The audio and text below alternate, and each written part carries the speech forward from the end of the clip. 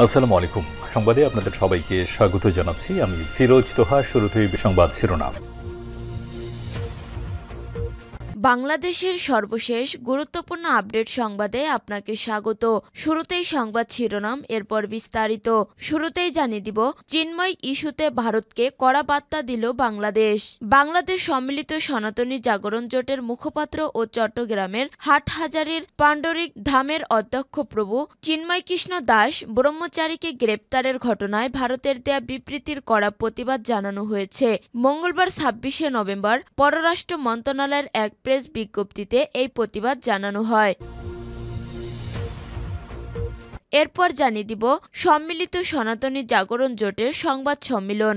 আজ চিন্ময় কৃষ্ণের জামিন না হলে কারাগার অভিমুখে লং মার্চ। সনাতন জাগরণ মঞ্চের মুখপাত্র অধ্যক্ষ চিন্ময় কৃষ্ণ দাস ব্রহ্মচারীর আজ জামিন না হলে কারাগার অভিমুখে লং মার্চ করার ঘোষণা দিয়েছেন সম্মিলিত সনাতনী জাগরণ জোটের নেতারা। এদিকে আইনজীবী হত্যা সুষ্ঠু তদন্তের নির্দেশ, জনগণকে শান্ত থাকার আহ্বান। চট্টগ্রাম আদালত প্রাঙ্গণে আইনজীবী সাইফুল ইসলাম আলিফ হত্যাকাণ্ডের ঘটনায় তীব্র নিন্দা জানিয়েছেন অন্তর্বর্তী সরকারের প্রধান উপদেষ্টা ডক্টর মোহাম্মদ ইউনূস। সেই সঙ্গে দেশের জনগণকে শান্ত থাকারও আহ্বান জানিয়েছেন তিনি। মঙ্গলবার ২৬শে নভেম্বর রাতে নিজের ভেরিফাইড ফেসবুক প্রোফাইলে এই তথ্য জানান প্রধান উপদেষ্টার প্রেস সচিব শফিকুল আলম।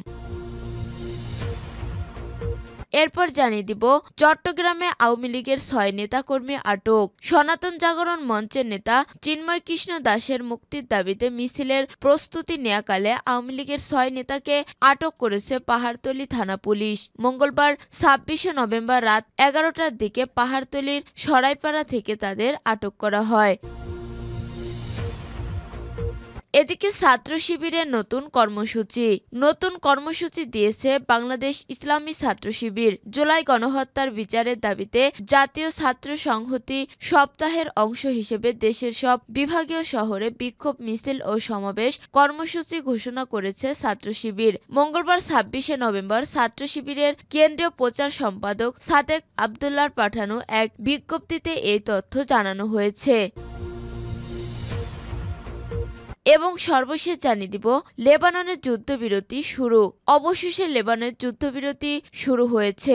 ১ বছরের বেশি সময় পাল্টাপাল্টি হামলা শেষে যুদ্ধবিরতিতে গেল ইসরায়েল ও হিজবুল্লাহ। তাদের এই যুদ্ধবিরতির চুক্তি বুধবার ২৭শে নভেম্বর স্থানীয় সময় ভোর ৪টা থেকে অর্থাৎ বাংলাদেশ সময় সকাল ৮টা কার্যকর হয়েছে।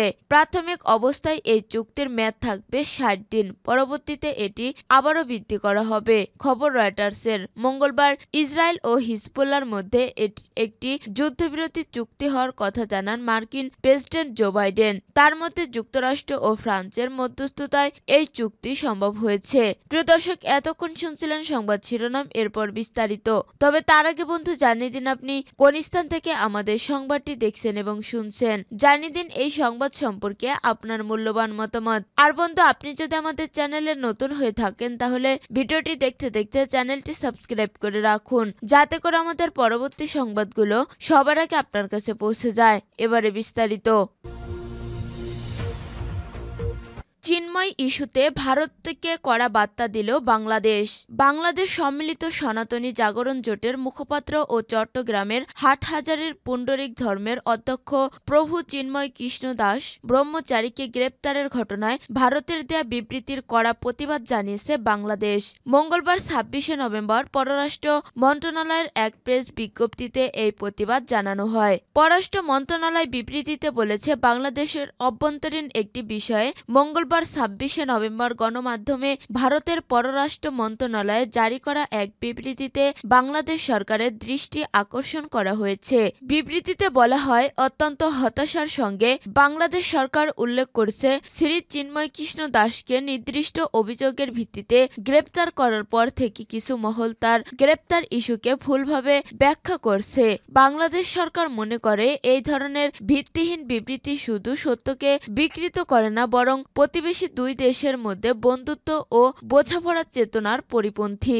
বাংলাদেশে সব ধরনের জনগণের মধ্যে বিদ্যমান যে সম্প্রতি রয়েছে এবং সরকারের যে অসাম্প্রদায়িকতা প্রতিশ্রুতি ও প্রচেষ্টা রয়েছে, বিবৃতিটি তা প্রতিফলিত হয়নি। এতে বলা হয়, বাংলাদেশ জনগণের উপর গুরুতর মানবাধিকার লঙ্ঘনের বিচারহীনতা যে সংস্কৃতি চলে আসছিল তা সমাপ্ত করার বিষয়ে সরকারের প্রতি যে দৃঢ় রয়েছে এবং সংখ্যাগুরু ও সংখ্যালঘুদের একই নজরে দেখার যে দৃষ্টিভঙ্গি রয়েছে, ভারতের বিবৃতি সেটি সম্পূর্ণ উপেক্ষা করছে।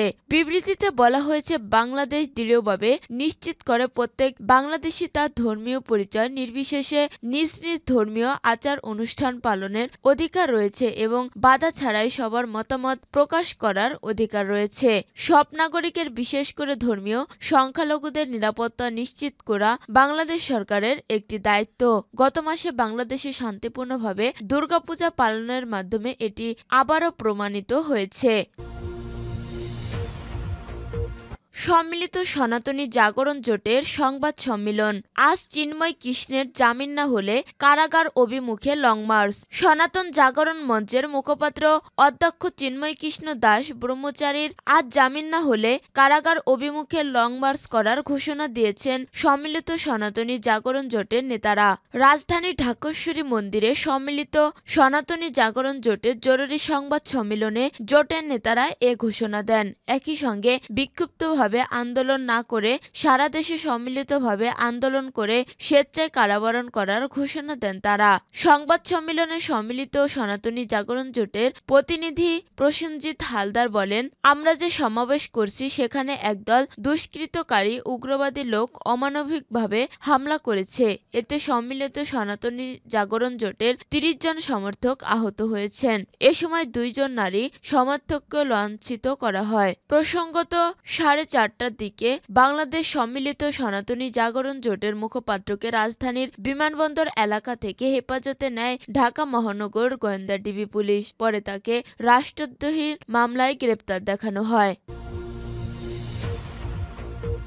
আইনজীবী হত্যা সুষ্ঠু তদন্তের নির্দেশ, জনগণকে শান্ত থাকার আহ্বান। চট্টগ্রাম আদালত প্রাঙ্গণে আইনজীবী সাইফুল ইসলাম আলিফ হত্যাকাণ্ডের ঘটনায় তীব্র নিন্দা জানিয়েছেন অন্তর্বর্তী সরকারের প্রধান উপদেষ্টা ডক্টর মোহাম্মদ ইউনূস। সেই সঙ্গে দেশের জনগণকে শান্ত থাকারও আহ্বান জানিয়েছেন তিনি। মঙ্গলবার ২৬শে নভেম্বর রাতে নিজের ভেরিফাইড ফেসবুক প্রোফাইলে এই তথ্য জানান প্রধান উপদেষ্টার প্রেস সচিব শফিকুল আলম। ফেসবুক পোস্টে প্রেস সচিব জানান, তিনি জনগণকে শান্ত থাকার এবং অপ্রীতিকর কার্যকলাপে অংশ নেওয়া থেকে দূরে থাকার আহ্বান জানিয়েছেন। তিনি আইন প্রয়োগকারী সংস্থাগুলোকে বন্দরনগরী সহ সমস্ত ঝুঁকিপূর্ণ আশেপাশের এলাকায় নিরাপত্তা জোরদার করার নির্দেশ দিয়েছেন। তিনি আরও লিখেন, অন্তর্বর্তী সরকার যেকোনো মূল্যে বাংলাদেশের সাম্প্রদায়িক সম্প্রীতি নিশ্চিত করতে ও সমুন্নত রাখতে প্রতিশ্রুতিবদ্ধ।